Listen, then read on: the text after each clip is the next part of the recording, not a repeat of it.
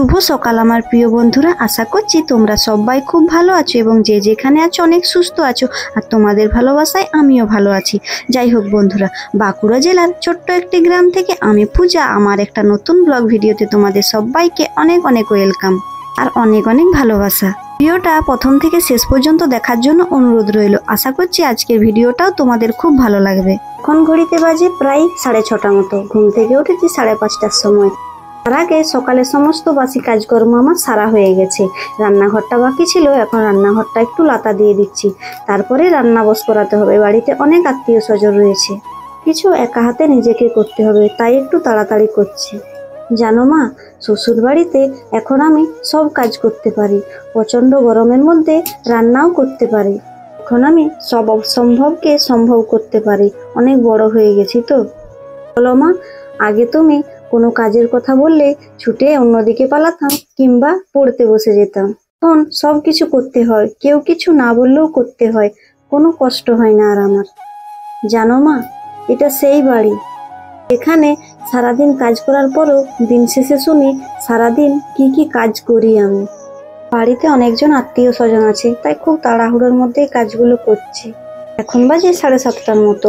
এখন আমি আমাদের ঘরের ভেতরটা একটু গুছিয়ে নিচ্ছি। কেন জানো, আমাদের তো মাটির বাড়ি, বাইরেটা মাটির, ভেতরটা সান দিয়ে দিয়েছে নিচটা। তাহলে সবসময় ঢোকা বেরোনো হচ্ছে, তাহলে না সবসময় না বালি হয়ে যাচ্ছে, নোংরা হয়ে যাচ্ছে, না পুছলে না। এখন প্রায় প্রতিদিনই পুছতে হচ্ছে। আত্মীয় স্বজন আছে, তাহলে অনেকজন আসা যাওয়া হচ্ছে, সে কারণে খুব নোংরা হয়ে যাচ্ছে। সে কারণে আমি এখন ঘরের ভেতরটা একটু গুছিয়ে নিচ্ছি।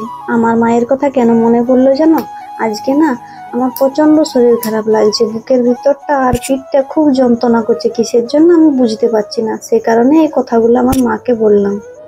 এই ভাইজিটা আগের দিন মেহেন্দি করেছিল, তারপরে কিছুটা আনকমপ্লিট রয়ে গেছিল। মেয়েকে খাবার খাওয়াবো বলে ওকে বাড়ি পাঠিয়ে দিয়েছিলাম, তারপরে মেহেন্দিটা করে দিলাম। তারপরে কেলেন থেকে স্নান করে এসে তাড়াতাড়ি আমি রান্না বস করিয়ে দিয়েছি। ওইদিকে আমার ভাত হচ্ছে, আর এই উনুনটাতে করলা ভাজা আর কুঁদরি ভাজা হচ্ছে। বাকি তরকারিগুলো এই উনুনটাতে হবে। ভাত হতে হতে এদিকে আমার তরকারিও কমপ্লিট হয়ে যাবে।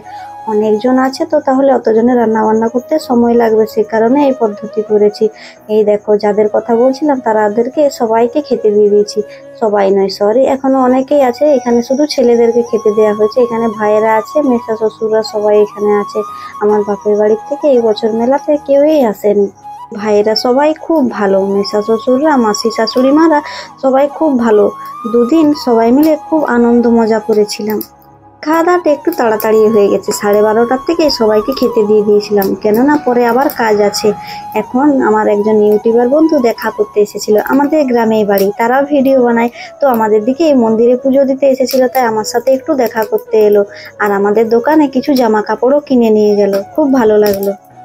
মেলার সময় দোকানে টুকটাক ভালোই বিক্রি হচ্ছে, আর মেকআপের কাজটাও ভালোই হচ্ছে, মানে পার্লারের কাজটা, ভ্রু প্লাগ, ফেসিয়াল, এগুলো খুব ভালোই হলো। একটু টাকা ইনকাম হলো। একদম হাতে টাকা ছিল না, হাত একদম খালি হয়ে গেছিল। ভেবেছিলাম মেলাটা কিভাবে কাটবে। ভগবানের আশীর্বাদে, তোমাদের ভালোবাসায় আর নিজের মনের জোরে এখনো পর্যন্ত আমি একটা ভালো আছি। দিভাইয়েরা বাড়ি চলে যাবে, তাই একটু তোমাদের সাথে টাটা করে শেয়ার করে দিলাম। দেখো, সবাইকে মেকআপ করতে করতে, সবার ফেসিয়াল করতে করতে, সবার কাজ সামলাতে সামলাতে, গোটা সংসার সামলাতে সামলাতে এত বড় মেলা হচ্ছে। নিজের বাহার দেখো, সবাই দেখে হাসবে। কে সাজিয়ে সুন্দর করে দিচ্ছি, কিন্তু নিজের অবস্থা দেখলেই খারাপ লাগে। কিন্তু আমার কিচ্ছু মনে হয় না, আমি এরকম ভাবেই থাকি।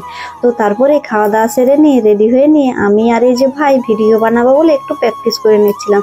একা একা ভিডিও বানালে কোনো প্র্যাকটিসের দরকার হয় না, আর দুজন ভিডিও করবো যেহেতু, সেই কারণে প্র্যাকটিস করতে হচ্ছে। আর দিন তো নিজের মতো করে ভিডিও করি, আজকে ভাই শিখিয়ে দিচ্ছে, ভাইয়ের মতো ভিডিও করব।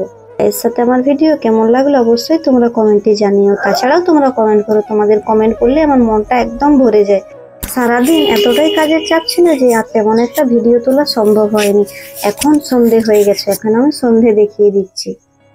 তোমরা যারা এতক্ষণ ধরে আমার ভিডিওটা দেখলে, তোমাদের সবাইকে অনেক অনেক ধন্যবাদ আর অনেক অনেক ভালোবাসা গো আমার পাশে থাকার জন্য। আজকের ভিডিওটা আর বড় করছি না, সন্ধ্যা দেখানোর পরে আর ভিডিও তোলা হয়নি। আমাদের সাথে দেখা হবে আরো নতুন কোনো একটা ব্লগ ভিডিওতে। ততক্ষণ তোমরা সবাই ভালো থেকো এবং সুস্থ থেকো।